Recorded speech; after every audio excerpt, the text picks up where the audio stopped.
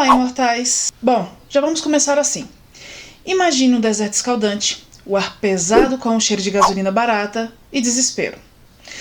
Dois irmãos, um frio ali calculista e o outro um gatilho ali fácil, volátil e perturbador. Eles estão em fuga após um assalto sangrento que deixou um rastro de corpos para trás. O seu destino? A liberdade ilusória do México. Mas para cruzar a fronteira, eles precisam de reféns e de um disfarce. Eis que surge uma família em uma casa sobre rodas. Um pai recém-viúvo, lutando com sua fé que foi abalada após a morte de sua esposa, e seus dois filhos adolescentes. Presos em uma viagem que já era tensa antes mesmo de se tornar um pesadelo. Sequestrados, forçados a transportar os criminosos, eles se dirigem a um ponto de encontro combinado. Um bar de caminhoneiros e motoqueiros no meio do nada mexicano. Um lugar chamado Tit Twister, ou como na dublagem do filme, Tetinhas Mentirosas, que promete ser um refúgio para os foragidos até o amanhecer. E também é um lugar para beber e esperar o contato que os levará à segurança. Mas as luzes de neon piscantes e a música alta escondem um segredo antigo e faminto. E lógico, o que começa como uma noite de tensão e bebidas baratas, logo se revelará uma luta desesperada pela sobrevivência contra criaturas que não deveriam existir e onde o amanhecer não é apenas uma promessa de liberdade, mas a única esperança de salvação contra sombras que dançam ali e matam. Este filme icônico, uma colaboração explosiva de dois mestres do cinema cult, é o inconfundível Um Drink no Inferno, ou como no inglês, From Dusk Till Dawn. Mas antes do desenrolar da história, deixe seu like, se inscreva no canal. E lembrando, para canais pequenos, gente, tem o Hypar, tá bom? Aperta aí depois que você deixar seu like para ajudar esse vídeo a ser sugerido para mais pessoas, tá bom? Então chega de enrolação, vamos para a história. A semente de Um Drink no Inferno foi plantada de uma forma um tanto inusitada, não diretamente nas mentes dos seus nomes mais famosos, Quentin Tarantino e Robert Rodrigues, mas sim na de Robert Kurtzman, um mestre dos efeitos especiais práticos, conhecido por seu trabalho no KNB EFX Group. Kurtzman tinha uma ideia, um filme que começasse como um gênero, nesse caso um thriller criminal, e de repente, no meio da narrativa, se transformasse completamente em um outro, terror sobrenatural. Ele queria uma vitrine para os talentos de sua empresa em criar criaturas e efeitos sangrentos, e para dar vida a essa premissa, Kurtzman contratou um jovem e promissor roteirista que, na época, início ali dos anos 90, ainda não era o ícone que se tornaria, mas já demonstrava um talento único para diálogos afiados e estruturas narrativas não convencionais. Vocês podem imaginar quem é? É ele mesmo, Quentin Tarantino.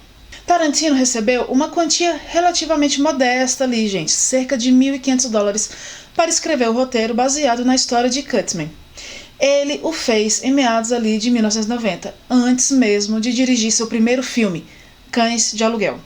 O roteiro original de Um Drink no Inferno já continha muitos dos elementos que vemos na tela. Os irmãos Gecko, a família Fuller, o bar Tetinhas Mentirosas e a súbita virada para o horror vampiresco. No entanto, ali o projeto ficou engavetado por alguns anos. Nesse meio tempo, Tarantino explodiu em fama com Cães de Aluguel, de 1992, e principalmente Pulp Fiction, de 1994, que lhe rendeu ali o Oscar de melhor roteiro original. Com sucesso estrondoso de Tarantino, o roteiro de Um Drink no Inferno tornou-se um bem valioso ali em Hollywood. Diversos estúdios e diretores demonstraram interesse. Tarantino inicialmente considerou dirigir o filme ele mesmo, mas ele estava focado em outros projetos e sentiu que talvez não fosse o diretor ideal para a segunda ali metade do filme. Já vou explicar, vocês vão entender, tá? Primeira parte e a segunda parte. Então, essa segunda parte ela era mais voltada para a ação e o terror ali com criaturas, Então, por isso que ele não sentiu ali muita vontade para fazer. E foi então que entrou em cena ali Robert Rodrigues. Rodrigues havia causado sensação com seu filme de estreia de baixíssimo orçamento, o El Mariachi, de 1992, e consolidou sua reputação com a sequência de maior orçamento, A Balada do Pistoleiro, de 1995. Tarantino e Rodrigues haviam se tornado amigos e colaboradores ali. Tarantino teve uma participação especial em A Balada do Pistoleiro e Tarantino viu em Rodrigues o parceiro perfeito ali pro filme. Alguém com energia, estilo visual dinâmico e habilidade para orquestrar sequências de ação e horror com orçamento bem limitado, mas com grande impacto. E assim, a parceria foi selada. Tarantino seria o roteirista e também interpretaria um dos papéis principais, o instável Rich Gekko, enquanto Rodrigues assumiria a cadeira de diretor. A Miramax, através da Dimension Filmes, que era focada ali no gênero, mais terror, financiou o projeto reunindo um elenco que misturava estrelas em ascensão, como George Clooney, que estava explodindo ali com a série Plantão Médico, e atores estabelecidos como Harvey Keitel e Juliette Lewis, e figuras cult como o próprio Tarantino, além de Tom Savini e Fred Williamson. A visão original de Kurtzman finalmente estava pronta para ganhar vida, turbinada pelo talento explosivo da dupla Tarantino/Rodrigues, prometendo uma experiência cinematográfica como poucas antes vistas. A estrada para o bar Tetinhas Mentirosas estava sendo ali pavimentada. Um Drink no Inferno possui uma aparência visual e uma personalidade ali tonal que são tão distintas e bipolares quanto seus protagonistas. Visualmente, o diretor Robert Rodrigues e o diretor de fotografia Guillermo Navarro criaram ali duas estéticas contrastantes. A primeira metade do filme é banhada pela luz dura e amarelada do sol do Texas e do México, com uma atmosfera de road movie, e thriller policial suja e realista. Os enquadramentos são tensos, a câmera acompanha a fuga desesperada dos geckos e a crescente angústia dos Fuller ali. E a paleta de cores é terrosa, poeirenta, refletindo ali então um ambiente árido e a crueza ali dos crimes, Contudo, ao cruzar as portas do Tetinhas Mentirosas, a aparência sofre uma metamorfose radical. A luz do dia dá lugar a um ambiente noturno, dominado por neons vermelhos e verdes berrantes, sombras profundas e uma cenografia ali barroca e grotesca, que pronuncia o horror. O bar em si, gente, é uma obra de arte decadente e sinistra, um templo ali pagão disfarçado de espelunca. A personalidade do filme é igualmente separada, e é nessa dualidade que reside muito de seu charme e impacto. Ele começa com a tensão calculada e os diálogos afiados, característicos ali de Tarantino, estabelecendo assim um drama criminal com personagens complexos e moralmente duvidosos. O ritmo, claro, é deliberado, construindo ali aquele suspense que a gente precisa. Então, sem aviso, o filme rasga sua própria pele e revela sua verdadeira natureza. Um festival de horror B, gente. Descarado. Isso com certeza. Violento e exagerado, com a energia cinética e o amor por efeitos práticos, que tem o toque ali, de Rodrigues. E a mudança ali, querendo ou não, foi abrupta e chocante, e intencionalmente desorientadora. O tom transita do realismo cru para o fantástico absoluto, misturando ação desenfreada, terror com criaturas, vampiros ali bem estilizados, diferentes dos tradicionais, e um humor negro persistente que permeia até em cenas mais sangrentas. Ele é um filme com uma atitude autoconsciente de suas influências ali, como, por exemplo, filmes de crime, de faroeste spaghetti, horror de baixo orçamento, gente? E que se deleita em sua própria mistura de gêneros. E lembrando também que o que a gente está falando hoje é do primeiro filme, gente? Que foi lançado em 1996, E por que eu estou falando isso? É porque o universo desse filme ele foi expandido posteriormente com duas sequências diretas, como Texas Blonde Money, no inglês, ou Um Drink no Inferno 2, Texas Sangrento, de 1999, e Um Drink no Inferno 3, A Filha do Carrasco, de 2001. Esse segundo, ele foi um prequel. E também temos uma série de televisão, de 2014 a 2016, que recontou ali toda a história e expandiu a história original. Bom, o filme ele tem uma energia volátil, que mascara ali toda a sua duração, Então somos imediatamente apresentados aos irmãos Gekko, o set, que é feito por George Clooney, o cérebro ali da operação, frio, profissional, na medida do possível, lógico, para um criminoso violento. E claramente ele é o líder ali relutante. E Richard, apelidado Rich, que é feito por Quentin Tarantino, seu irmão mais novo, que é um sociopata sexualmente perturbado, cuja ali imprevisibilidade e violência gratuita são um constante ali passivo para os planos de Seth. A química entre George Clooney e o Quentin Tarantino é intensa, tá, gente? Estabelecendo a dinâmica ali central da primeira metade do filme, que é Seth tentando manter Rich na linha enquanto eles navegam ali por um rastro de carnificina que eles mesmos criaram. E criaram como? Pois após um roubo a banco que deu terrivelmente errado, a abertura do filme ocorre ali na loja de conveniência. Ele é só um microcosmo ali da brutalidade e do humor negro que estão por vir ainda no filme. O diálogo rápido e estilizado ali de Tarantino brilha enquanto a tensão vai escalando assim, sabe, rapidamente, culminando em uma explosão de violência chocante que elimina ali o atendente da loja e o xerife ali, Earl McGraw, que foi interpretado pelo icônico Michael Parks. E é aqui que a instabilidade de Rich se torna assustadoramente clara. Ele não apenas mata, mas parece se deleitar ali no caos que ele criou, guiado por alucinações e impulsos sádicos, enquanto Seth tenta desesperadamente controlar os danos e manter o foco na fuga para ali para o México, onde um contato chamado Carlos que os espera ali para levar até El Rey. E a partir daqui eles têm a necessidade de arrumar um veículo discreto e reféns para atravessar a fronteira, e isso acaba os levando de encontro à família Fuller, né? Jacob Fuller, feito por Harvey Keitel, que é um pastor que perdeu a fé após a morte trágica de sua esposa, que está viajando em um trailer com seus filhos adolescentes. A pragmática e responsável Kate, feita por Juliette Lewis, e o mais jovem e ligeiramente nerd Scott, feito por Ernest Liu. O sequestro é tenso, mas Seth estabelece regras claras, tentando impor uma ordem ali precária à situação caótica que eles criaram. A viagem no trailer torna-se um estudo de personagens confinados. Vemos ali então o conflito interno de Jacob, sua fé abalada, contrastando com a moralidade distorcida, mas funcional de Seth. Kate demonstra uma força silenciosa tentando proteger seu irmão e raciocinar com seus captores, especialmente Seth, com quem desenvolve uma dinâmica complexa ali. Rich, por sua vez, continua sendo uma bomba relógio. Suas interações com Kate são carregadas de uma tensão ali sinistra. A chegada ao México e finalmente ao ponto de encontro, o infame Tetinhas Mentirosas, marca o ápice da primeira metade do filme.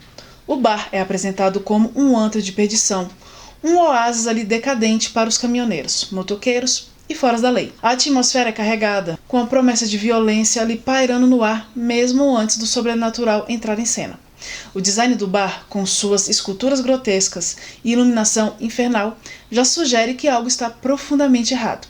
Personagens secundários pitorescos como o porteiro Razor Charlie, que é feito por Danny Trejo, e o segurança Chet Pulse, interpretado por Chest Marine, em uma de suas várias aparições ali no filme, aumentam a sensação de estranheza e perigo iminente. E é neste palco infernal que ocorre a virada ali mais famosa e abrupta da história do cinema moderno, a dança hipnótica e sensual de Satânico Pandemonium, que é feita pela Salma Hayek, a principal atração ali do bar.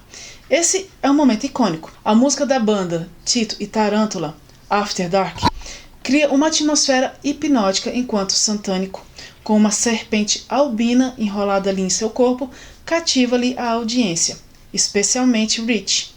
Mas a sedução rapidamente se transforma em horror, pois ocorre uma briga ali envolvendo os Gecko e os funcionários ali do bar. E é após essa briga que Satânico revela sua verdadeira natureza. Uma vampira ancestral, né, gente? Pois ali a sua transformação facial é grotesca e ela acaba atacando Rich. Ela morde a sua mão e depois seu pescoço. E isso aqui é o estupim para o pandemônio, literalmente. Neste ponto, o filme executa sua mudança de 180 graus. As portas são trancadas, Chet Pulse pega o microfone e anuncia: bem-vindo à escravidão. O filme, que era um thriller criminal, transforma-se num filme de cerco e sobrevivência contra vampiros. Os funcionários do bar, incluindo o próprio Chet e Razor Charlie, e muitas das dançarinas, revelam-se como criaturas da noite, iniciando ali então um massacre indiscriminado contra os clientes humanos. A direção de Rodrigues entra em alta velocidade, com ação estilizada e efeitos práticos. Lembrando que lá no início eu falei, era isso que era o ponto principal do projeto. A mudança ali é tão repentina que força ali a gente, quando está assistindo, a reajustar completamente a expectativa do filme. Então, nessa segunda metade, acontece uma luta desesperada pela sobrevivência até o amanhecer. Os inimigos são numerosos, ferozes e grotescos, com um design de vampiros que se afastam do gótico tradicional, parecendo mais monstruosos e reptilianos. A dinâmica do grupo muda radicalmente. Criminosos e reféns precisam unir forças contra um inimigo comum. Seth, apesar de sua natureza criminosa, assume o papel de líder pragmático da resistência e Jacob é confrontado com o mal absoluto. Começa então a redescobrir sua fé, encontrando força para proteger seus filhos e os outros sobreviventes. Kate também prova ser mais resiliente e engenhosa do que parecia inicialmente, e outros personagens se destacam na luta. Frost, que é feito por Fred Williamson, um veterano do Vietnã durão. O Sex Machine, feito por Tom Savini, um motoqueiro com uma atitude debochada e uma infame arma escondida na virilha. A batalha dentro do Tetinhas Mentirosas é pontuada por momentos de humor negro, ação exagerada e partes significativas. Rich sucumbe à mordida e se transforma, forçando então seu irmão mais velho Seth a matar seu próprio irmão num momento surpreendentemente emotivo em meio ao caos. Sex Machine também é mordido e se transforma, e também é rapidamente despachado.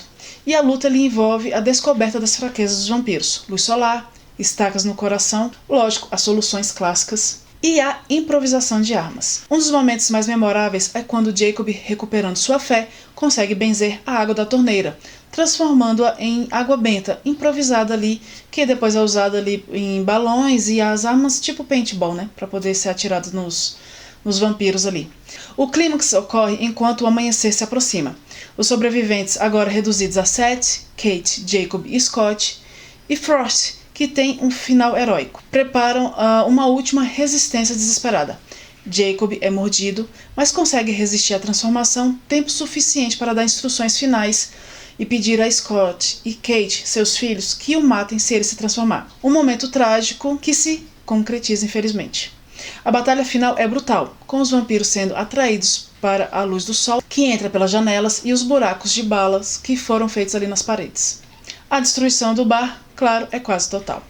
E ao final, apenas Seth e Kate emergem vivos dos destroços do Tetinhas Mentirosas, ao nascer do sol. O plano original de Seth de encontrar Carlos e ir para El Rey se torna secundário diante da provação que enfrentaram. Há uma breve negociação com Carlos, e Seth, após um momento de reflexão e uma despedida agridoce de Kate, pois ele dá para ela uma parte do dinheiro do roubo, ele segue seu caminho incerto e Kate, traumatizada, mas viva, é deixada para trás com o trailer da família. A câmera então se afasta, revelando a chocante imagem final. Atrás do Tetinhas Mentirosas, há uma gigante pirâmide asteca maia, parcialmente enterrada, sugerindo então que o covil dos vampiros é muito mais antigo e sinistro do que se imaginava, um templo de sacrifício de eras passadas. Um Drink no Inferno é, portanto, uma obra sobre dualidade, crime e horror, luz e escuridão, fé e descrença, a frieza calculista de Seth e a loucura de Rich, e a sedução e a monstruosidade de Santânico. Ele é um filme que celebra suas influências, filmes de gangster e terror B, e as mistura de forma irreverente e energética. Ele tornou-se um clássico cult precisamente por sua audácia em quebrar convenções narrativas e tonais, pela colaboração única entre a escrita de Tarantino e a direção de Rodrigues, e por entregar momentos de ação, horror e diálogo que se tornaram inesquecíveis. A sua personalidade cinematográfica é a de um rebelde anárquico, que se recusa a ser categorizado e se diverte imensamente no processo. E assim mostramos mais uma história fantástica, um coquetel Molotov, de gêneros que explodiu na tela e redefiniu os limites do cinema de ação e horror, uma prova de que, mesmo na mais suja das espeluncas, pode se esconder uma lenda imortal. E cuidado pessoal com os bares de beira de estrada após o anoitecer. Então, imortais como sempre, até a próxima!